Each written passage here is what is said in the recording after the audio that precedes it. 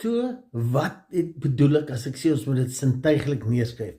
Ek het julle gesê ons het die 5 sintuie waardeur informasie inkom en dis wat ons dan gebruik. En ek wil weer hê, jy moet weet presies wat jy wil hê. Hoe lyk die afgehandelde droom of die afgehandelde oplossing wat jy wil ervaar? En dan skryf jy daai 5 sintuie neer. Eerstens, wat sien jy? Hoe lyk die afgehandelde prentjie? Hoe lyk dit in detail asof dit reeds so is?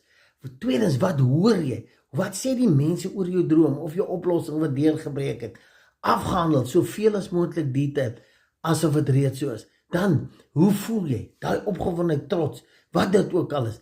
Dan die vierde een is, wat ruik jy? Enige iets wat jy, ja, enige reuk wat jy kan assosieer met sukses, deurbraak, skryf jy dit. Wat proe jy? Dieselfde as die reuk. Enige iets wat jy daarmee kan assosieer. Maar die proe gaan ook oor, wat praat jy oor die afgehandelde droom?